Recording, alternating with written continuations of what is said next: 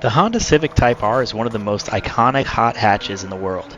It has a long and proud history of delivering thrilling performance, sharp handling, and distinctive styling.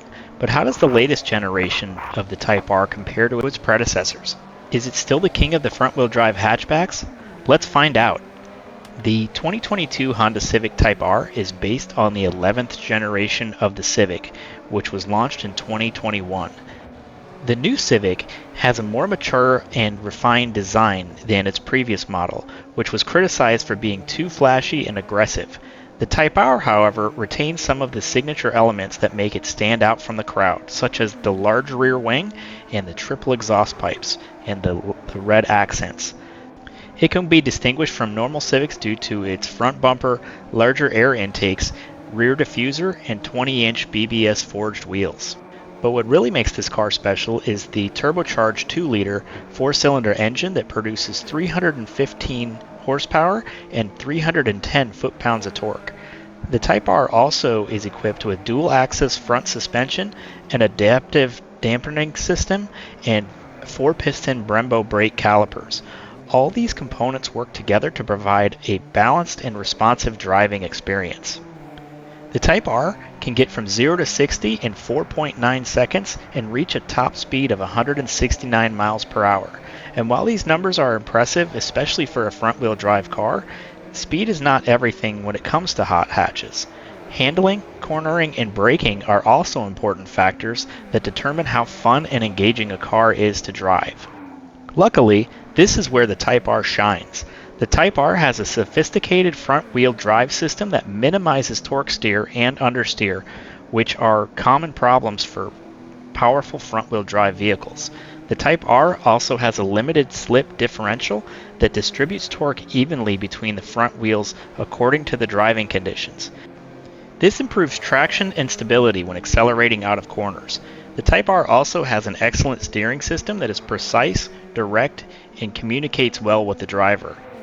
It's got superb braking as well, which is resistant to fade and lets you get a little bit deeper into the corners.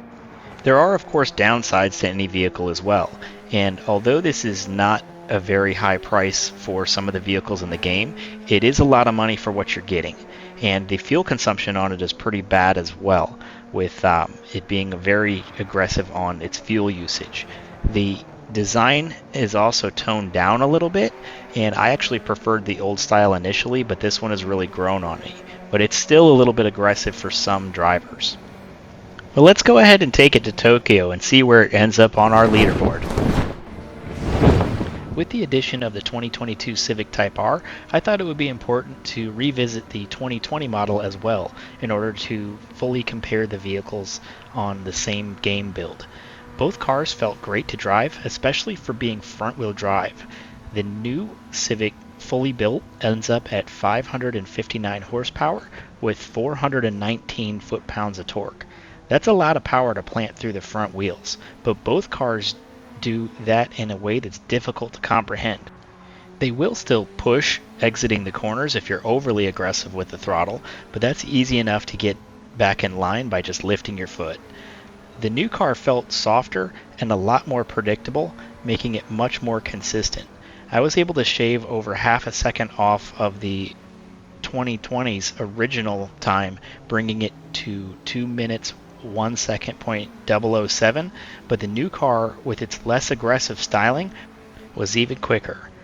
The tire wear was better on the new car as well, with about 20% wear to the fronts and 5% to the rears, but the 2020 was close after the update with around 25% to the front tires and similar rear tire wear.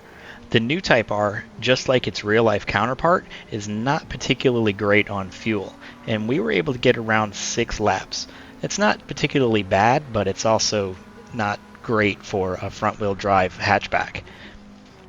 This again was slightly better than the 2020 model, which is a good improvement, and the 2020 model we were only getting around 5 laps before we had to pit.